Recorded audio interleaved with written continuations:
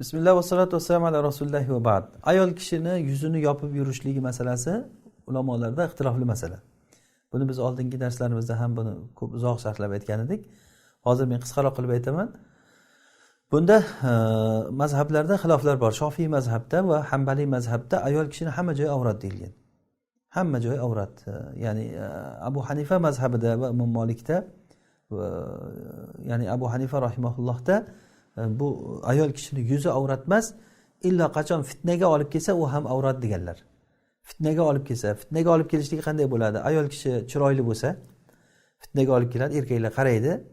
Demak, erkak qaramaydigan ayol bo'lsa, yuzini ochib yursa bo'ladi degani. Bu endi likulli soqitatin laqita, har bir ayolni ham qaraydigan o'zini nimasi bo'ladi. Odami masalan, shuning uchun menga qaramaydi hech kim deya olmaydi ayol kishi. Demak, fitnaga olib kelayotgan ko'chada fosiqlar bo'lsa, u qaraveradi hammaga ham ular. Demak, fitnaga olib kelmasa ayol kishi yuzini ochib yursa bo'ladi deganlar. Ya'ni bu masalada ikkala tomonda ham o'ziga yarasha dalillari bor. Shayx Alboniy rahimahulloh aytardilarki, ayol kishini yuzini yopib yurishligi vojib desa xato bo'ladi. Bu sunnat bu, ya'ni avlo bu, fazilat. Yopib yurishlik yaxshi, bunda gap so'z yo'q. Hatto u kishini shayxda oilalari ham niqobda yurgan, yuzini yopib yurgan. Ya'ni o'zlarining mazhablari vojib emas degani bilan, lekin avloga amal qilgan oilalari yuzi yopiq bo'lgan. Har qalay bu ixtilofli masala bu. Bu ba'zi ulamolar buni sunnat degan, ba'zi ulamolar vojib degan. Hanbali va Shofiy mazhablarida bu vojib deyilgan. Hanafiy mazhabda ayol kishi ochib yursa bo'ladi degan bilan, lekin fitna paytida yopishlik vojib degan. Hanafiylarda ham amalga qarasangiz hamma ayol faranjida bo'lgan. Hanafiy diyoridagi ayollarni ko'ring, masalan, revolyutsiyadan oldingi bizda Mavron-Nahr xalqimiz Hanafiy mazhab bo'lgan. Hanafiy mazhabdagi ayollarning holatini ko'ring, mana hammamiz bilamiz. Hozir muzeylarda qoldi bu paranjilar. Paranjida bo'lgan. Hozirgi bu arablardagi niqoblar mutabarrijaga aylanib qoladi bizning ayollarimiz oldida, o'zi aslida. Ko'zlarini bo'yagan holatda niqobda orasida ko'rinib turadi qanaqaligi. Lekin u ayollar bilasiz paranji qanaqa bu. Oldi bilan orqasi bilinmagan. Ayol kishi tursa, oldi qayaq tomonda, orqasi qayaq tomondaligi bilinmagan. Shunchalik darajada qopday bo'lib turgan ayollar shu darajada bo'lgan. Ya'ni Hanafiy bo'lgan diyordagi amalga qarang, qanaqa holatda bo'lgan. Demak, bu masala o'zi xilofiy masala.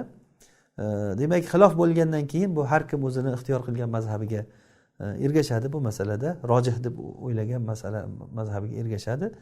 Ixtilof bo'lgandan keyin bunda kimdir yuzini ochsa bo'ladi deyapti, kimdir uni vojib deyapti. Aytaylik, yuzni niqobda yopib yurishlik, ayol kishi yuzini niqob qilib yurishlik vojib, uni rojih masala shu deb, ya'ni shu kuchli shu mazhab deb aytaylik. Misol uchun bir mazhabda yuzini ochib yursa bo'ladi deyilgan bo'lsa, ayol kishi agarda muhtoj bo'lib qolsa, ayol bo'lsin, erkak bo'lsin, mazhab masalasida shundayki, agarda ehtiyoj bo'lib qolsa, jiddiy bir ehtiyoj bo'lib qolsa, shar'an to'g'ri deyilgan ehtiyoj bo'lsa, shu rojih mazhabni tashlab marjuh mazhabga o'tishlik bu istihson deyiladi. Shariatda bu mumkin narsa. Shariatda mumkin narsa. Misol uchun mana aytamizki, masalan, ayol kishini mahramsiz safar qilishlik masalasi. Ayol kishi mahramsiz safar qilishlik masalasida Abu Hanifa aytganlarki, harom. Ayol kishi mahramsiz safar qilishlik mumkin emas. Ahmad ibn Hanbal aytgan mumkin emas. Imom Malik mumkin emas, jumhur aimmalar mumkin emas degan. Ayol kishi mahramsiz safar qilishligi mumkin emas. Endi Shofiy rahimahulloh aytganlarki, haj bilan umraga bo'lsa bo'ladi. Faqatgina sharti omonlik bir davr bo'lishi kerak zamon va ayollardan omonlik, bir ishonchli ayollarni jamoasini ichida birga borib kelsa bo'ladi deb Imom Shofiy rahimahulloh aytganlar. Ikkala tomonda ham dalillari bor. Bir tomonda jumhur, bir tomonda Shofiyning mazhabi. Endi men masalan jumhur qavlini oldim shu masalada. Abu Hanifa, Imom Malik, Imom Ahmadlarda so'zini olib turib mumkin emas. Ayol kishi hajga bo'ladimi, boshqa yerga bo'ladimi, borish mumkin emas. Safarga umuman chiqishi mumkin emas deb aytaman. Masalan. Xo'p, keyin Qaffol Shoshiy rahimahulloh aytganlarki, mutlaq safarga chiqsa bo'laveradi ayol kishi.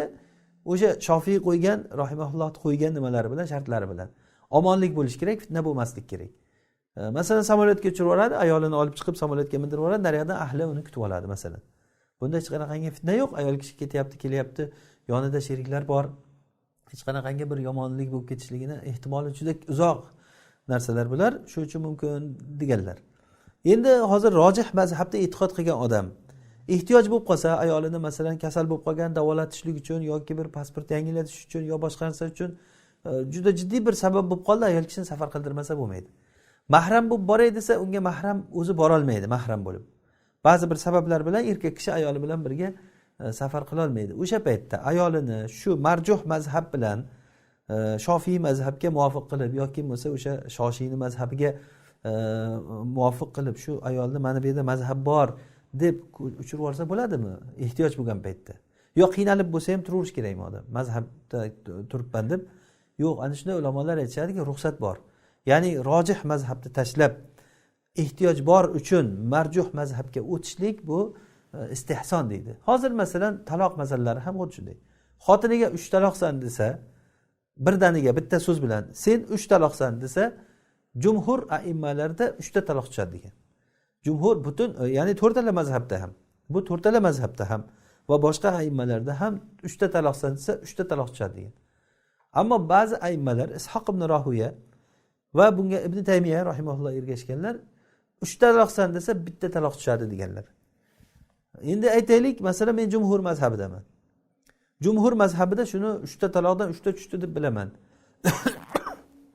Lekin istihson qilib boshqa mazhabga o'tsa bo'ladimi? Masalan ba'zi bir diniy idoralar shu istihson qilib turib boshqa mazhab bilan fatvo beradi. Nima uchun? Odamlarga qulaychilik bo'lishligi uchun. Odamlar o'zi taloq masalasini tushunmaydi hali. Bu yerda 5 ta 4 ta bolasi bor. Bolalar yetim qolishligi bor bu yerda. U o'zi so'kish uchun ishlatadi odamlar. Ko'pincha taloqni tiliga so'kish uchun ishlatadi, o'zi ma'nosini tushunmaydi. Ana shunday paytda modomiki shariatda agar shunga yo'l bo'lsa, yo'lni ochib bergan yaxshimi yoki iloji boricha qattiqlashtirgan yaxshimi? Bu qattiqlashtirishlikni hamma eplaydi. Harom, hamma narsa, bu ham harom, bu ham harom deyishlik hamma bu narsani qoyillatadi. Lekin o'zi ilm degani, fiqh degani innamal ilmu ruxsatun min thiqa. Ya'ni amma tashdid faqat yuhsinuhu kullu ahad. Tashdidni qiyinchilik, hali qattiq turib olishlikni hamma eplaydi. Harom deursak, bu domla juda parhezkor ekan, juda qattiq oladi bu kishi degan gapni oladi masalan odam. Lekin agarda bunda agar masalada xilof bo'lsa, xilof bo'ldimi bilingki bu yerda ish kengroq degani. Qaysi masalada sahobalarda xilofi bormi? Sahobalarda xilofi kelgan joyda ish kengroq. Unda ko'p qattiq turishligimiz kerak emas unda. Istihson qilib turib odamlarga erkinlikka iloji boricha yo'lni ochishlikka ruxsat bo'lsa, bu albatta yo'lni ulamolar ochib bermaydi. Shariat tomonidan ochilgan yo'l borligi uchun ham ixtilof bo'lgan o'zi. Ijmoiy masala bo'lsa bunda gap yo'q endi. Ammo ixtilofli masala bo'layotgan bo'lsa bunda ish kengroq bo'ladi. Vallohu alam. O'sha uchun ham bu niqob masalasi ham ixtilofli masala. Agarda yuzni yopib yurishlik rojih bo'lsa ham, lekin ehtiyoj bo'lib qolgan o'rinlarda masalan ayol kishi yuzini yopsa qiyinchilikka tushib qolayotgan bo'lsa, har xil tazyiqlarga, hatto qamalish darajasigacha borsa, unga menimcha hech qaysi olim kishilar, hech qaysi mazhabdagi kishilar aytmasa kerak, uni hozirgi kunda yo'q sen o'lsang ham yuzingni yopib yurgin, qamalsang qamalib ketavergin, lekin yuzingni yopgin demasa kerak vallohu alam. Ya'ni bunda shariatimizda bir haraj yo'q. Va ma ja'ala alaykum fid-dini min haraj. Endi o'qishda masalasiga kelayotgan bo'lsak, ayol kishi niqob taqqan ayol agarda o'qiydigan joyida shar'iy bir zavobitlar bo'lmasa o'qishligi ruxsat emas deb o'ylayman men, vallohu alam. Chunki yerda erkak ayol aralashib o'qiydimi, uni niqob taqqanligi bir tim bo'lib qoladi.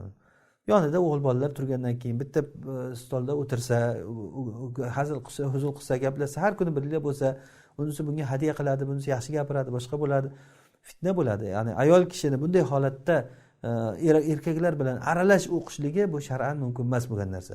Niyati yaxshidir u ayolni. Ayollarga doktorchilik qilaman, tish doktori bo'laman deb. Lekin bu yaxshiligi o'zini dinini evaziga bo'lishligi kerak emas. Ayol kishi o'zini dinini yo'qotib turib, bu boshqa bir ilga xizmat qilaman deyishligi to'g'ri bo'lmaydi. Ammo agarda shar'iy zavobitlar bo'lsa, ayollar alohida o'qitilinsa, masalan, Misrda ayollar o'qiydi, tish doktoriga ham o'qiydi, ayollarning doktorlariga, hamma sohada ayollar o'qiydi. U yerda sharoit bor. Ayollarga alohida muallimlar, alohida ayol muallimlar va sinflari, qizlar hammasi tashkil qilingan. O'sha raqamga holat bo'lsa mumkin. Agar unaqangi holat bo'lmasdan turib, o'g'il qiz hammasi boyaga yetgan bolalarni bir joyda jamlab o'qitishlikning oqibatini hozir mana voqeda hammamiz ko'rib turibmiz. Vallohu alam.